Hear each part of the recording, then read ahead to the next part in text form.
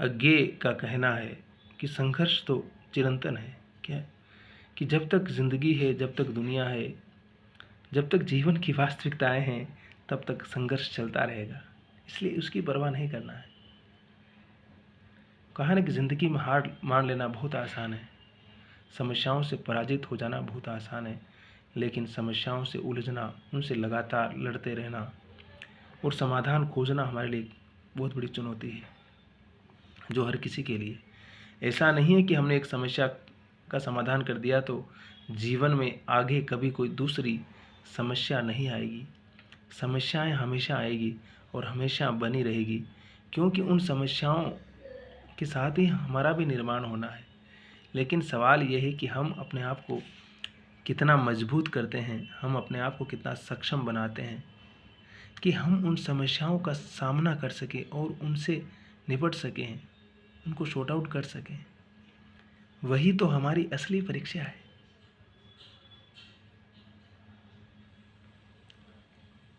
वह शाश्वत और आत्यंतिक है, इसलिए मानना पड़ता है कि साहित्य में, कला में संघर्ष के किसी भी फल में प्रगति नहीं है, केवल गति है।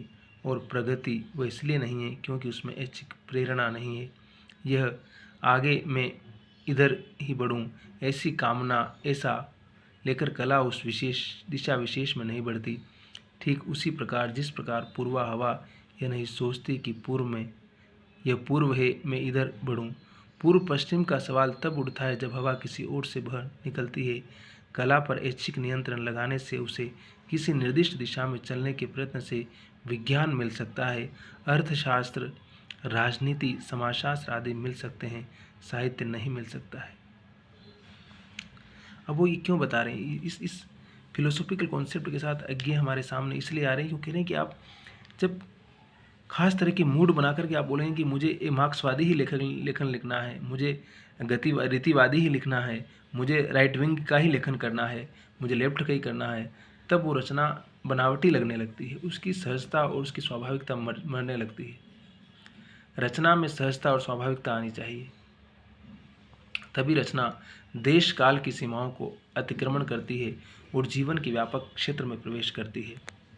ये बात पहले कही जा चुकी है कि प्रगतिवादी के पास इसका उत्तर तैयार है कि उसके साहित्य का असर प्रत्यक्ष देखा है, उसके पास प्रमाण है कि साहित्य तूफान बर्पा कर सकता है, सिंहासन उलट सकता है, आज़ादी दिला सकता है, यानी प्रगतिशील भी हो सकता है।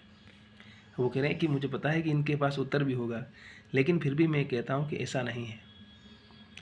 इसका स्पष्टीकरण हो चुका है। किसी साहित्य की रचना का असर तो प्रगति के पक्ष में हो सकता है, पर वह साहित्यिक इच्छा से, पसंद से प्रगतिशील है, ऐसा नहीं है। यदि वह परिस्थितियों का परिणाम है, एक विशेष प्रकार के संघर्ष से पैदा हुआ है, तब वह जैसा है उसके अतिरिक्त कुछ हो ही नहीं सकता। परिस्थिति ने उसे केवल चलने का अधिकार दिया, वो आगे की ओर चले, इस विकल्प का अधिकार उसे नहीं मिला। यह बाद में पैरों की छाप पड़ने वाले ही अपनी अपनी बुद्धि के अनुसार तय करते हैं कि वह किधर गया।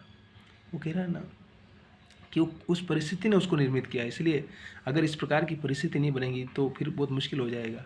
अगर हम कम्युनिस्ट आंदोलन या किसी भी आंदोलन की बात करें कि जब उस आंदोलन में क्या हुआ कि अगर उन विचारों को चलने वाले लोग उन मूल्यों को आगे निर्वाह नहीं कर पाए, तो वो आंदोलन ही, वो सारी चीज़ें बाद में समाज के लिए अभिशाप हो गई। अन्ना आंदोलन की बात ले लीजिए आप, कितने महान और बड़े बड़े विचारों के साथ चला, लेकिन कहाँ धूल दूषित होते चला गया, और कैसे सिर्फ सत्ता को चाटने के लिए, सत्ता को पाने के लिए किस प्रकार के तमाम षड्यंत्र और तमाम तरह की चीज़ें उसमें की गई, और उसके चक्कर में वो तो पता नहीं कहाँ चला गया, लेकिन दूसरे लोग सत्ता पर काबिज हो गए। और उन्होंने बेकफूट से काम किया था, उन्हें सत्ता मिली, सत्ता में चले गए वो लोग। तो कहीं ना कहीं इसलिए वो कह रहे हैं कि ऐसा नहीं कि साहित्य उस चीज़ को नहीं समझाता, लेकिन समझाने का तरीका, समझाने का जो आइडिया है उसको समझने की आवश्यकता है। अगर हम इस आइडिया को नहीं समझ पाए तो ज़रूरी नहीं कि हर विचार प्रगति की तरफ ही बढ़ेगा, किसी भी दिशा में जा सकता है। विचार है, वो पावर है, अब उसको कौन सी दिशा में कौन किस तरफ लॉन्च करता है उसके ऊपर डिपेंड करेगा। इस साहित्य से प्रगति पैदा हुई, इसलिए यह प्रगतिशील साहित्य है, यह कहना एक बात है, और प्रगतिशील साहित्य है इसलिए प्रगति पैदा करेगा, यह बिल्कुल दूसरी बात है। परिणाम को परखकर उसकी चेष्टा का आरोप बीच पर कर देना भूल है। प्रगतिशीलता साहित्य पर निर्णय करने बैठकर स्वयं एक नैतिक विधान बन जाती है। प्रगति का वाद बनकर स्वयं एक रूढ़िवाद बन जाती है। साहित्य के लिए तैयार किए गए बंधनों में वह एक स्वयं बंधन बन जाती है। इसलिए वो कह रहे हैं कि जब उस खास तरह की सीमा रेखा में वो खुद आता है तो वो खुद एक फिर बंधन बन जाता है, और उस बंधन से फिर निकलना के लिए फिर से आपको संघर्ष करने की आवश्यकता है, फिर से नए विचार को लेकर आने की ज़रूरत पड़ती है आपको, क्योंकि उसका समय खत्म हो गया, समाज बदल गया, परिस्थितियाँ बदल गई ना, तो उस विचार का महत्व अपने आप खत्म हो जाता है। भाई गरीबी की बात हम कब तक करेंगे, जब तक हम गरीब हैं, हमारे परिवार में गरीबी है, लेकिन एक दिन अगर हम अच्छी नौकरी में लग गए, IAS बन गए और हमारा पूरा परिवार का जीवन स्तर बदल गया, तो फिर हम उसके बाद तो बेहतर जीवन की बात करेंगे ना, हम दूसरों की गरीबी की बात करेंगे ना तब। तो बस ऐसा ही है, इसी गति की और इसी परिवर्तन की बात आगे कर रहे हैं। किसी साहित्य की रचना पर अगर प्रगति के पक्ष में हो सकता है, पर वह पसंद से प्रगतिशील नहीं है, एक विशेष परिस्थिति में पैदा होकर वह जैसा है इसके अतिरिक्त कुछ हो ही नहीं सकता, इस कथन को एक प्रकार का नियतिवाद कहकर उसकी निंदा की जा सकती है। और उस नियतिवाद की बात वो बार बार इसलिए करते हैं कि अगर भाई हिंदुस्तान जब गुलाम था तब हम आज़ादी की लड़ाई लड़ रहे थे ना, हम रियासतों को हिंदुस्तान में मिलाकर कि एक पूरा मुल्क बनाने की बात कर रहे थे। लेकिन आज़ादी मिलने के बाद आपको क्या करना है, कैसे डिसाइड करना है, कैसे नियम बनाने हैं, वो सारा सिस्टम तो फिर आपको करना पड़ेगा ना, तब आपको फिर से एक सेटअप बनाना पड़ेगा पूरा। तो उसी प्रकार से जीवन में ये गति है, ये गति हमेशा चलती रहेगी। इसलिए कहा है कि संघर्ष परिवर्तन चिरंतन है, हमेशा चलने वाली चीज़ है। उसको हम एक पीढ़ी के बाद या एक समय के बाद स्टॉप हम नहीं कर सकते, वो चलता रहेगा हमेशा, वो प्रकृति के उस चक्र की तरह हमेशा गतिशील बना रहेगा। तो साहित्य को भी और जीवन को भी हमें ऐसे ही समझना है।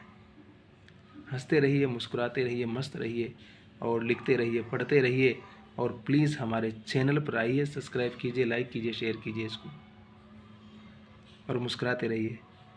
लाफ्टर इज़ द मेडिसिन, दवा है भैया, लेते रहिए इसको।